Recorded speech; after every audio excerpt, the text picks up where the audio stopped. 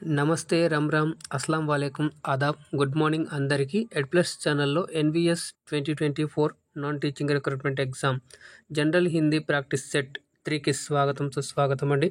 ఇక్కడ ఆంధ్ర అలాగే తెలంగాణ నుంచి ఎవరైతే ఈ పోస్టులకు రాస్తున్నారో సో వాళ్ళకైతే ఇది చాలా ఇంపార్టెంట్గా ఉండబోతుందండి. ఎందుకంటే జనరల్ హిందీ అనేటువంటిది కామన్గా అడగడం జరుగుతుంది.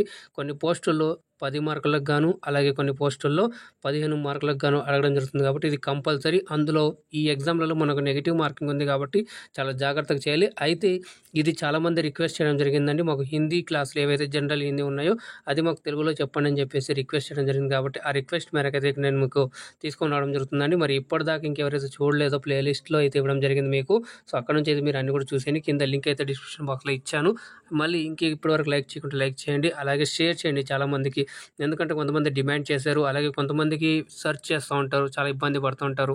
హిందీ ఎప్పుడో 10th వరకు చదివేసి వదిలేసి ఉంటారు కాబట్టి మళ్ళీ వాళ్ళకు 0 to హీరో లెవెల్ అయితే ఇక్కడ ప్రిపేర్ చేయడం జరుగుతుంది. సో ఇక్కడ ఎలాంటివి అయితే ప్రశ్నలు వస్తాయి ఇక్కడ అడగడం జరుగుతుందో అలాగే మనకు ఎగ్జామ్లో కూడా అడగడం జరుగుతుంది. కాబట్టి మీకు ఈజీగా అర్థమయ్యేలాగా తెలుగులో ఎక్స్ప్లెయిన్ చేయడం జరుగుతుంది. కాబట్టి ఇది ఇంతకుముందు నేను EMRS 2023కి సంబంధించి జనరల్ హిందీ క్లాసులు చెప్పడం జరిగింది. అక్కడ మంచిగా రెస్పాన్స్ అయితే ఇచ్చారు. అదే ఎంకరేజ్మెంట్, అదే ఉత్సాహంతో ఇక్కడ ఈ NVS 2024 సిరీస్ అనేది తీసుకోవడం జరిగింది మీ ముందుకు. సో దీన్ని కూడా అలాగే ఆదరిస్తారని ఆశిస్తున్నానండి. సో మరి లైక్ చేయండి, షేర్ చేయండి. ఛానల్కి ఫస్ట్ టైం విజిట్ చేసినట్లయితే సబ్స్క్రైబ్ చేసుకొని పక్కన గంట సింబల్లోకి ఆల్ అని సెలెక్ట్ చేసుకోండి. అప్పుడే నేను చేసే ప్రతిదీ కూడా మీకు మొదటిగా నోటిఫికేషన్ రూపంలో అయితే వస్తుందండి. సో ఇది ఇంకా NVS 2024కి సంబంధించి ఎవరైతే అప్లై చేసుకోలేదో వాళ్ళ కోసం అయితే డేట్ ఎక్స్టెండ్ చేయడం జరిగింది. 7th May వరకు కూడా అయితే మీరు ఆన్లైన్లో అప్లై చేసేసుకోవచ్చండి. అలాగే ఇంకెవరైతే DSC హిందీ కోసం ప్రిపేర్ అవుతున్నారో వాళ్ళ కోసం ప్రతిరోజు రాత్రి 9:30 గంటలకైతే లైవ్ నిర్విరామంగా ఎగ్జామ్ అయ్యేంత వరకు కూడా జరుగుతుందండి. సో అక్కడ కూడా మీరు లైవ్లో పార్టిసిపేట్ చేయొచ్చు. అలాగే ఈ NVS 2024కి సంబంధించి ఎగ్జామ్ డేట్ అయితే రాలేదండి. సో అయితే ఎగ్జామ్ డేట్ వచ్చినా కూడా నేను మీకు ఇన్ఫర్మేషన్ షేర్ చేస్తాను. అలాగే ఆ ఎగ్జామ్ డేట్ రోజు వరకు కూడా మీకైతే ఈ సిరీస్ అనేది కంటిన్యూ చేస్తాను. అందుకు మీ యొక్క సపోర్ట్ అనేది కావాలండి. జస్ట్ ఒక లైక్, ఒక షేర్ చేయండి. అలాగే మీకు ఫస్ట్ టైం చూసినట్లయితే సబ్స్క్రైబ్ కూడా చేసుకోండి అండి. సో మరి చూస్తున్నట్లయితే మనం లేట్ చేయకుండా చెప్దాం. సో అంతకంటే ముందుగా ఈ క్లాస్ ఏదైతే ఉందో మీకు మార్నింగ్ ప్రతిరోజు 10 o'clock అయితే ఈ క్లాస్ ఉంటుంది. ఎవరు కూడా మిస్ కావద్దండి. సో చాలా ఇంపార్టెంట్ ప్రశ్నలు వస్తాయి. సో ఈరోజు కూడా మళ్ళీ అందులో భాగంగా ఈరోజు మొదటి ప్రశ్న కూడా చూసేద్దాం మీ ముందుకు. చూడండి స్క్రీన్ ముందుకు ఇక్కడ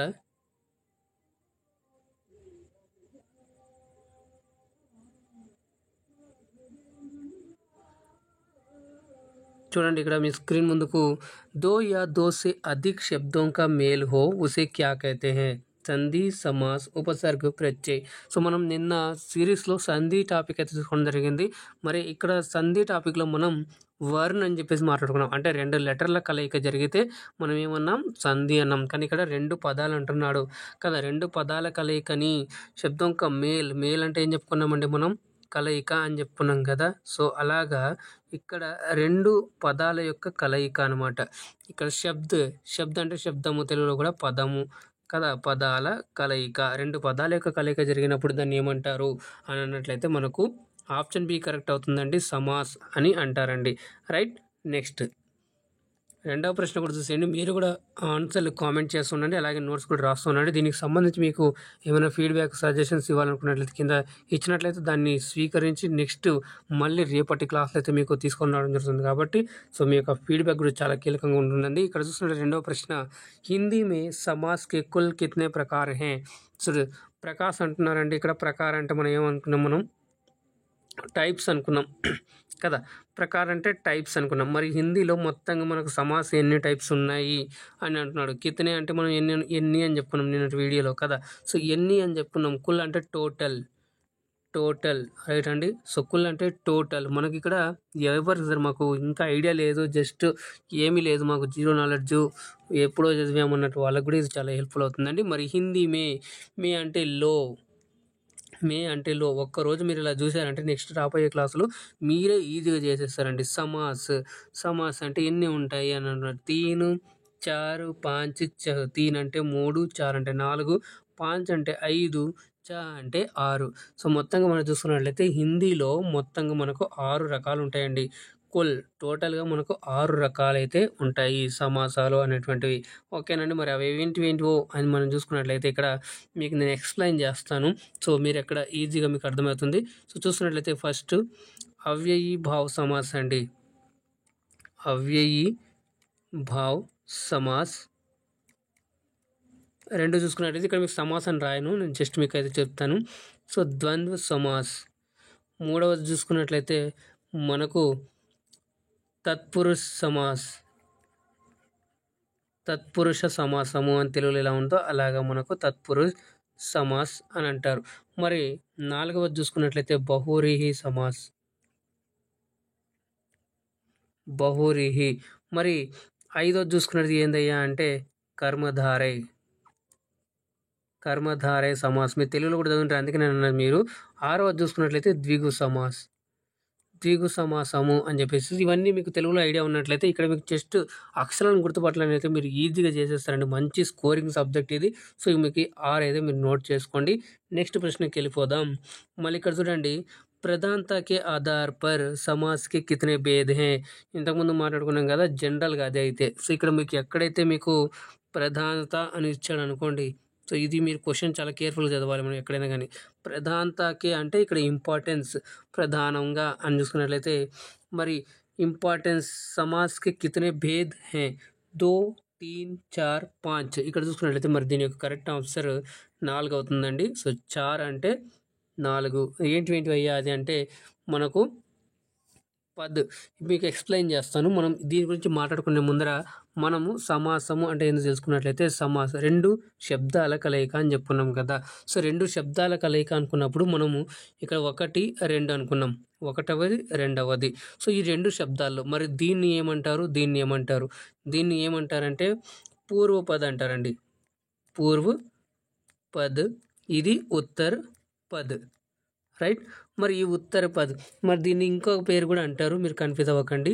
పెహలా పద్, దూసరా పద్. మరి దీన్ని చూసుకున్నట్లయితే పూర్వ పదము ఉత్తర పదము అని తెలుగులో మనం అన్నట్లుగానే ఇక్కడ పూర్వపద్ ఉత్తర పద్ అని అంటారు. సో పూర్వపద్. ఇప్పుడు ప్రధానత అన్నాను కదా అంటే మళ్ళీ ఎలా సరిగా గుర్తుపట్టడం అన్నట్లయితే మీరు పద్కే ఆధార్ పర్. ఇప్పుడు ఒక దాంట్లో ఈ ఒక పదము పూర్వ పదము ఇంపార్టెన్స్ ఉంటుంది, ఇంకొక దాంట్లో ఉత్తర పదం ఇంపార్టెన్స్ ఉంటుంది, ఇంకొక దాంట్లో 2 పదాలు ఇంపార్టెన్స్ ఉంటాయి, ఇంకొక దాంట్లో 2 పదాలు ఇంపార్టెన్స్ ఉండవు. ఇలాగా మొత్తంగా మనకు 4 ఉంటాయి కాబట్టి ఇక్కడ 4 అనేటువంటిది ఇక్కడ కరెక్ట్ అవుతుంది. Option C is the right answer. 4 అనేటువంటిది కరెక్ట్ అవుతుందండి, రైట్. నెక్స్ట్ 4వ ప్రశ్న చూడండి, సమాస్ మే కితనే పద్ హోతే హే. ఇంతకుముందు మనం చెప్పుకున్నాం కదా, ఇప్పుడే 2 పదాలు ఉంటాయని చెప్పుకున్నాం కాబట్టి సో ఆప్షన్ ఈజీగా మీరు అయితే పెట్టేస్తారండి. సో ఇక్కడ చూసుకున్నట్లయితే 2, 3, 4, 5 అన్నట్లయితే 2 అంటే 2, 3 అంటే 3, 4 అంటే 4, 5 అంటే 5. మీరు ఇలా రికాల్ చేస్తున్నట్లయితే 1 నుంచి 10 వరకు నేర్చుకున్నట్లయితే కూడా అంకెలు సో ఈజీగా అయితే మీరు చేసేయచ్చండి. టైప్స్ అన్నీ కూడా మనకు ఆల్మోస్ట్గా దాదాపుగా 10 లోపలే ఉంటాయి కాబట్టి ఈజీగా మీరు చేసేస్తారండి. సో దీని యొక్క చూసుకున్నట్లయితే option is the right answer అండి. దో అనేటువంటిది ఇక్కడ కరెక్ట్ అవుతుంది. ఏంటండి అయ్యా అంటే మరి మొదటిది వచ్చేసి పూర్వపద్. పూర్వపద్. పూర్వపదం తెలుగులో చూసుకున్నట్లయితే పూర్వపదము. పూర్వపదము. మరి రెండవది చూసుకున్నది ఏందయ్యా అంటే ఉత్తరపద్. ఉత్తరపద్ అని అంటాం. ఉత్తరపద్ అంటే ఉత్తర పదము, రైట్ అండి. సో ఉత్తర పదము. మరి ఏంటి సార్ ఎలా గుర్తుపట్టాలి అని కూడా ఇప్పుడు మీకు చూపిస్తాను. సో ముందు ఒక్కొక్క క్లాస్ ఒక్కొక్క క్వశ్చన్ వస్తుంది కాబట్టి ఆ క్వశ్చన్ని బట్టి మీకు నేను ఎక్స్ప్లెయిన్ చేస్తాను. ఇక్కడ చూడండి 5వ ప్రశ్న. ఇది చాలా చాలా ఇంపార్టెంట్ ప్రశ్న అండి. ఆల్మోస్ట్గా మనకు హిందీ లిటరేచర్లో కూడా ఒకవేళ హిందీ నుంచి ఎవరైతే ప్రిపేర్ అవుతున్నారో వాళ్ళకు కూడా ఇది జనరల్గా క్వశ్చన్ కూడా అడుగుతారు కాబట్టి ఇది చాలా ఇంపార్టెంట్ ప్రశ్న. చూసుకున్నట్లయితే సమాసం కా రాజా కిసే కహా జాతా హై అంటే సమాసాల్లోకెల్లా రాజా అనేటువంటిది దేన్ని పిలుస్తారు అని చెప్పేసి ఇక్కడ క్వశ్చన్ అడుగుతున్నారు. మరి ద్విగు సమాసు, ద్వంద్వ సమాసు, కర్మధారయ సమాసు, బహువ్రీహి సమాస్. సో ఇక్కడ తెలుగులో సేమ్ ఎట్లా ఉంటాయి అలాగే, కాకపోతే అక్కడ ము అని చెప్పేసి లాట్లో అంటాం, ఇక్కడ సమాస్ అంటాం. తెలుగులో అయితే సమాసము అని అంటాం. సో ఇక్కడ దీనికి ఆన్సర్ వస్తున్నట్లయితే మరి తెలిసి మీరు కామెంట్ చేసేయండి. దీని యొక్క ఆన్సర్ వచ్చేసి option D is the right answer అవుతుంది. బహువ్రీహి సమాస్. సో మరి బహువ్రీహి సమాస్ ఏంది సార్ చెప్పండి, కొంచెం ఎక్స్ప్లెయిన్ చేయండి అన్నట్లయితే కనుక దీంట్లో 2 పదాలు, ఇంతకుముందు ప్రధానతకి అని చెప్పాం కదా, సో దీంట్లో 2 పదాలు ఇంపార్టెన్స్ కావు. అంటే దోనో పద్ అప్రధాన్ హే. దోనో పద్ అప్రధాన్ హే. అప్రధాన్ అంటే 2 పదాలు ఇంపార్టెన్స్ కావు. అంటే అప్పుడు ఏమవుతాయి అంటే 3వ పదం వైపు సంకేతాన్ని ఇస్తుంది. తీసరి పద్ కి ఓర్ సంకేత్ కర్తా హై అంటారు. అంటే ఇప్పుడు మీరు దశానన్ అని అనుకోండి, దస్ హే ఆనంద్ జిస్కే. దశానన్ అంటే ఎవరండి? సో రావణుడు. సో ఇలా మనం చూసుకున్నట్లయితే అంటే 10 తలలు కలిగిన వాడు ఎవరంటే రావణుడు అని అంటాం కదా. సో అలాగా మనకు 10 తలలు అనేదానికి ఇంకొక అర్థం అనేది ఇచ్చింది. ఇక్కడ 10 తలలు 2 వేరు కానీ అక్కడ లాస్ట్ చూసేసరికి మనకు రావణుడు అనేది మూడో పదం వైపు మనకి ఇంపార్టెన్స్ ఇచ్చింది. అందుకనే దీంట్లో 2 పదాలు కూడా ఇంపార్టెన్స్ కాదు. సో బహువ్రీహి సమాస్ గురించి మీరు చూసుకున్నట్లయితే इसमें दोनों पद अप्रधान होते हैं और तीसरे पद की ओर संकेत करता है. మూడో పదం వైపు మీకు ఏది చూపిస్తుంది కాబట్టి మీరు దీనికైతే చేసేయాలి. సో నెక్స్ట్ ఇక్కడ చూసుకున్నట్లయితే కర్మధారై అలాగే ద్వంద్వ సమాస్ ఇక్కడ మీకు క్వైట్ ఆపోజిట్ అండి. బహువ్రీహి సమాస్లో 2 ఇంపార్టెంట్ కాకపోతే మరి ద్వంద్వ సమాస్లో 2 ఇంపార్టెంటే. ఇందులో చూసుకున్నట్లయితే మీకు ఇక్కడ దోనో పద్ प्रधान होते हैं రైట్ అండి. దోనో పద్ ప్రధాన్ హోతే హే.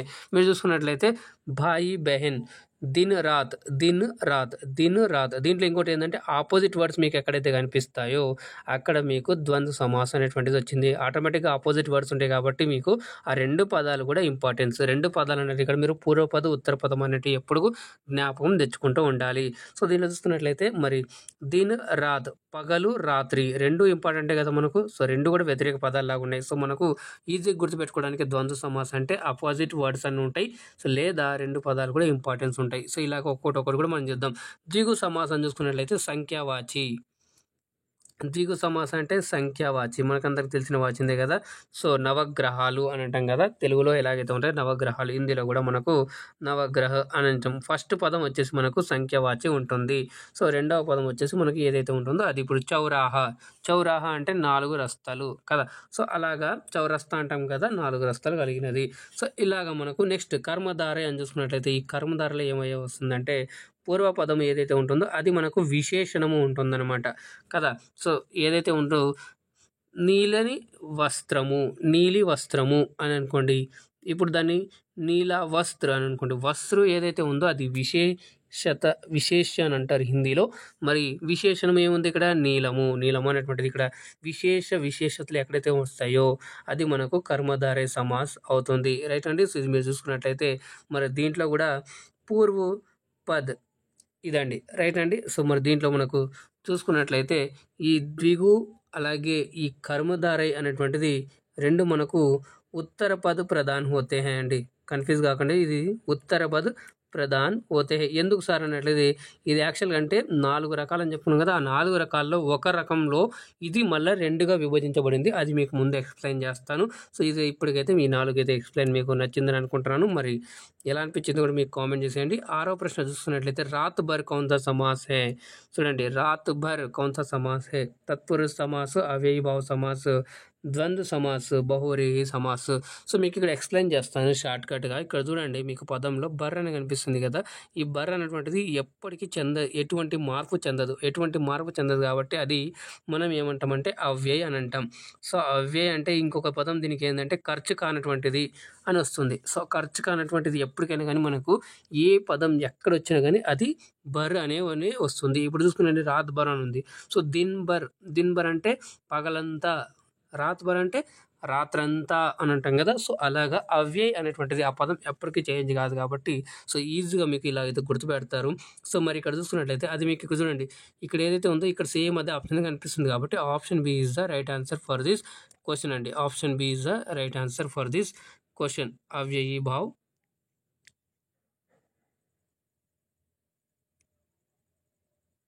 మనం చూసినట్లయితే అవ్యయీ భావ్ is the right answer for this question. మరి ఇక్కడ నేను చెప్పాను కదా సార్ తత్పురుష సమాస్ ఏందయ్యా అంటే మనకు ఇందులో విభక్తులు వస్తాయి. తెలుగులో ఎలాగైతే విభక్తులు వస్తాయో ఇది డుమువులు, ప్రథమా విభక్తి, చేతంతేన్, తోడంతోన్ అని చెప్పేసి ఇలా వస్తాయి. ఇలాగా మనకు హిందీలో కూడా విభక్తులు వస్తాయి. మొత్తం 8 రకాలు ఉంటాయి విభక్తులు. ఓకేనండి. సో హిందీలో 8 రకాలు ఉంటాయి, తెలుగులో కూడా 8 రకాలు ఉంటాయి అనుకుంటున్నాను నేను. ఇక్కడ చూసినట్లయితే తత్పురుష సమాస్ దీంట్లో ప్రధాన్కి అని చెప్పాను కదా, పద్ ప్రధాన్కి ఆధారపడి అని చెప్పేసి దీంట్లో చూసుకున్నట్లయితే మరి ఉత్తర పద్ ప్రధానం ఉంటుంది. ఉత్తర పద్ ప్రధాన్ హోతా హై. ఉత్తర పద్ ప్రధాన్ హోతా హై. ఉత్తర పదము ప్రధానము అవుతుంది. రైట్ అండి. సో ఇది గుర్తుపెట్టుకోండి.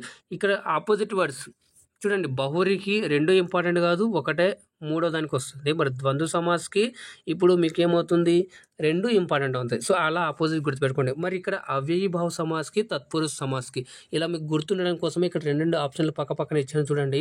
ఇక్కడ మీకు ఏమో ఉత్తర పద్. సో మరి అవ్యయి ఆ అనేటువంటిది మీకు గుర్తుపెట్టుకోవడానికి ట్రిక్ చెప్తున్నానండి. ఈ ఆ ఉంది కదా, ఆ అంటే ఫస్ట్ పూర్వపద్, పూర్వపదము ప్రధాన్ హోతా హై, పూర్వపద్ ప్రధాన్ హోతా హై, రైట్ అండి. మరి ఉత్తర అంటే తత్పు, పు అని ఉంది కదా మీకు రెండో దాంట్లో. ఇక్కడ మీకు ఈ ట్రిక్ గుర్తుపెట్టుకున్నట్లయితే ఉత్తర పదము, ఉత్తర పదము అని చెప్పేసి గుర్తుపెట్టుకున్నట్లయితే మీకు ఇలా కూడా ఈజీగా గుర్తుపట్టొచ్చండి. ఒకవేళ మీకు అడగవచ్చు ఈ సమాసంలో ఏ పదము ప్రధానము అని చెప్పేసి క్వశ్చన్ అడిగాడు అనుకోండి. సో చటక్కున మీకు ద్వంద్వ సమాసం ఇచ్చేసి ఇందులో ఏ పదం ప్రధానం అన్నట్లయితే ఇందులో రెండు పదాలు ప్రధానము కాబట్టి ఇస్మే దోనో పద్ ప్రధానం హోతే హై. సింపుల్గా ఇలాగా మీరైతే ఇలా చేసుకోవచ్చు. మరి ద్వంద్వ సమాసు, ఈ బహురిహి సమాసం చూడండి. ఇక్కడ 4 అయితే మీకు ఇక్కడ సపరేట్ 4 ప్రధానం చెప్పాం కదా. ఆ 4 సమాసాలు ఫస్ట్ మనం చూసుకున్నట్లయితే మీకు గుర్తుండడానికి ఇది పెట్టుకోండి, రెండవది ఇది పెట్టుకోండి, నెక్స్ట్ మూడవది ఇది పెట్టుకోండి, నెక్స్ట్ నాలుగవది మీరు ఈ ఆర్డర్లో రాసుకోండి. ఇప్పుడు ఇందులో చూసుకున్నట్లయితే ఒకటి ఆ పూర్వపదము ప్రధానము, ద్వంద్వ సమాసము, ద్వంద్వ అంటే రెండు కాబట్టి రెండు పదాలు ప్రధానము, మూడవ పదం తత్పురుషు ఉ, ఆ ఈ ఊ మూడో అక్షరం కాబట్టి ఇక్కడ ఉత్తర పదము ప్రధానము. మరి నాలుగవది బహురీహి అని చూసుకున్నట్లయితే ఇక్కడ మూడవది మనం ఏమనుకున్నాం, ఇక్కడ బహురీహి ఉంది. నాలుగోట్లో మనకు తత్పురుష సమాసం ఉంది. సో ఇంతకుముందు మనం చెప్పుకున్నాం కదా, నాలుగుట్లో తత్పురుష సమాసం. సో ఊ అని ఉంది కదా మూడో లెటర్, ఉత్తర పదము ప్రధానము అని చెప్పేసి గుర్తుపెట్టుకోండి. ఈ బహురీహి సమాసం మూడోది లెక్క పెట్టుకున్నట్లయితే ఇందులో రెండు పదాలు కాదు, సో మీకు 3 ఉంది, రైట్. ఈ 3 అని గుర్తుపెట్టుకున్నారంటే మూడవ పదానికి సంకేతాన్ని ఇస్తుంది అని చెప్పేసి వస్తుంది. తీసర పద్కి ఓర్ సంకేత్ కర్తా, ఇలా గుర్తుపెట్టుకున్నట్టయితే మీరు ఈజీగా అయితే మీరు సమాసం చాలా ఈజీగా ట్రిక్గా జస్ట్ మీరు ఇలా గుర్తుపెట్టుకున్నా కూడా మీరు ఎంత జీరో లెవెల్లో ఉన్నటువంటి కూడా జస్ట్ అర్థమైనట్లయితే మీరు ఈజీగా అంతా చేయగలరండి. నెక్స్ట్ ప్రశ్న చూడండి. ఇక్కడ రాత్ భర్ కౌన్సా సమాస్ హై అని చెప్పుకున్నాం కదా. సో దీనికి మనకు ఆన్సర్ చూసుకున్నట్లయితే దీనికి option B is the right answer అవుతుంది, అవ్యయీభావ సమాస్, రైట్. మీరు కన్ఫ్యూజ్ అవ్వకండి. మీకు ఇంకేమైనా కన్ఫ్యూజ్ అన్నట్లు ఉందంటే ఇంకా డౌట్ ఉన్నట్లయితే కింద కామెంట్ చేయండి. దానికి మళ్ళీ మీకు తప్పకుండా అయితే నేను కామెంట్లో అయితే మీకు రిప్లై ఇస్తానండి. ఇప్పుడు ఈ ప్రశ్న చూడండి, 7వ ప్రశ్న, భాయి బెహన్ కౌన్సా సమాస్ హై. చెప్పాము కదా ఇంతకుముందే మాతా పిత అని చెప్పేసి. సో అక్కడ రెండు ఇంపార్టెంట్ కాబట్టి మనకి ఏ సమాసం వస్తుంది కింద కామెంట్ చేసేయండి. ఇప్పుడే మనం మాట్లాడుకున్నాం. సో దీనికి ఎవరైతే ఆప్షన్ చేస్తున్నారో ఎగ్జామ్ కూడా రైట్ అండి, ద్వంద్వ సమాస్. రెండు పదాలకు మనం ఇంపార్టెన్స్ ఇస్తున్నాం, భాయి బెహన్, అక్క తమ్ముడు లేదా అన్న చెల్లెలు ఏదైనా కావచ్చు మనకు, రైట్ అండి. సో కర్మధారలో మనకి ఏమని చెప్పుకున్నాము, విశేషణము విశేషతలు వస్తాయి. తత్పురుషులు ఏమని చెప్పుకున్నాము, ఉత్తర పద్ ప్రధానము అని చెప్పుకున్నాం. ఇక్కడ మూడవ పద్.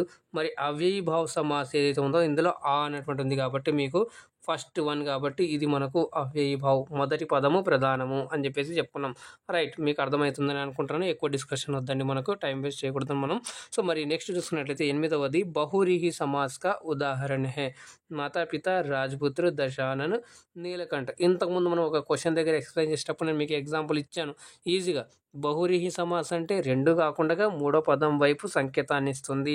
సో మీరు ఒక్కొక్కటి తీసేయండి. మాతాపిత ఇంతకుముందు క్వశ్చన్ చేసాం, భాయి బెహన్ సేమ్ ఇక్కడ ఉంటుంది కాబట్టి ఇది మనకు కాదు, రైట్ అండి. సో ఇది కాదు, ఇది ఏమవుతుంది, ఇది మనకు ద్వంద్వ వస్తుంది, రైట్, ద్వంద్వ సమాస్. మరి నెక్స్ట్ పదం చూడండి, ఇక్కడ మీకు రాజపుత్ర, రాజపుత్ర అంటే రాజా కా పుత్ర అని చెప్పేసి మనకు వస్తుంది కాబట్టి ఇది కాదు. ఇది ఏమొస్తుంది, తత్పురుష్ సమాస్ వస్తుందండి, రైట్, తత్పురుష్ సమాస్. మరి దీని విగ్రహ వాక్యము చూసుకున్నట్లయితే రాజా కా పుత్రు, దీంట్లో విభక్తి వస్తుంది, రాజా యొక్క పుత్రుడు అని చెప్పేసి వస్తుంది. సో ఇది కాదు. మరి దశానను, ఇది మనకు కరెక్ట్ అవుతుంది.